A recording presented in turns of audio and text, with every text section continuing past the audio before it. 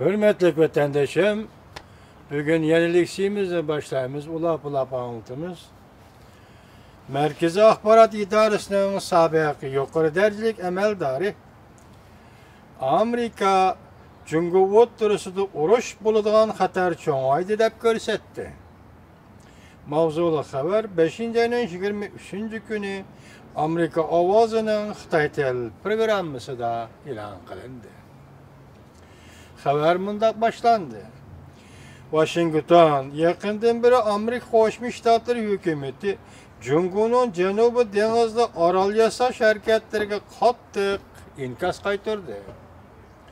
Amerika harbiy taraf mushu hafta dengiz iloyi razved aeroplanini avatib, xadatash va yasalgan orollarni chorladi. Lekin bunun bilan Jungo hukumatining noroziligini qo'zg'adi. Jungo hukumati Amerikaning bunday qilganini intayin xatar va mas'uliyatsizlik deb hisobladi. Amerika Merkezi Axbarat İdarəsinin sabiq muavin idora boshlig'i Michel Morrell efendi agahlandırıp mundaq dedi. Amerika Jungo o'ttirusida kelgusida mutlaq urush bo'ladigan xatarga yuzlandi.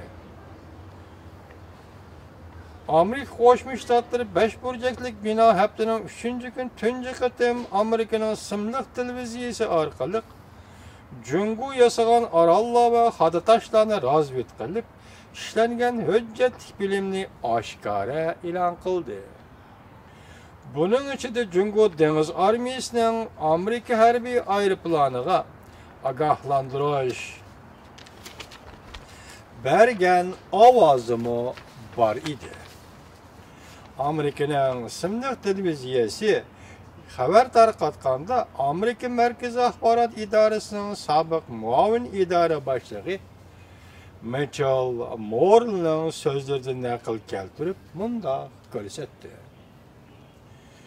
Gerçi urush Amerikaning manfaatiga va Jungoning manfaatiga uyg'un bo'lmasa-mu, lekin ikki davlatning Janubiy dengizda urushib qolish xatari mutlaq mavjuddir. Moller efendi mundaq ko'rsatdi.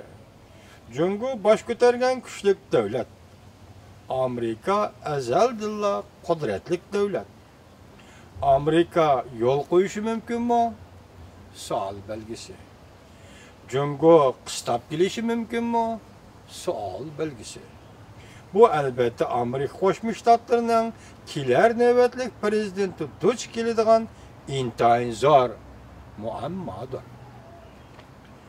Amerika Jungo'ning bosh ko'tarishiga qanday taqobil qilish kerak bu masala yaqinqi yillardan beri izchil holda Washingtonda siyosiy sodiqlarning va siyosiy ilm nufuzliklarining muhokama temasi bo'lib qoldi. Jungoshunos Michel Sveyni Amerika Jungo bilan kuch tangbangliqini saqlab, har ikki davlat o'zining manfaatini kafolatga qilish kerak deb ko'rsatdi. Biroq xalqaro bexatarlik va Osiyo strategik tadqiqotchisi Ashli Tallis efendi bunday ko'z qarashga qo'shilmadi. U bunday ko'rsatdi. Jungoning rayon doirasi kengaymichilik qilishi, dengiz okean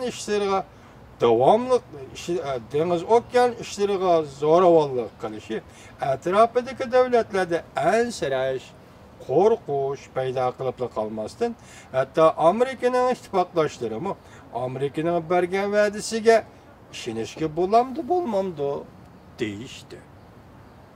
Amerikaning Jungoni cheklaydigan iqtidori bormi, yo'qmi deyishdi. Shuning uchun dedi Tallis efendi, Amerika Qo'shma Shtatlari bu rayonda mutlaq ustunlikni saqlab qolish kerak. Baştaki bir abzasını tekrarlayımız vatandaşım. Amerika Qo'shma Shtatlari Merkezi Axbarat İdarəsinin sabiq muavin idora boshlig'i Michel Morrell efendi agahlandırıp mundaq dedi. Amerika Jungo o'ttirusida kelgusida mutlaq urush bo'ladigan xatarga yuzlandi. Amerika yo'l qo'yishi mumkinmi? Savol belgisi. Jungo qistab kelishi mumkinmi? Savol belgisi. Bu albatta Amerika Qo'shma Shtatlarining kelar navbatlik prezidenti duch keladigan intayin zo'r muammodir.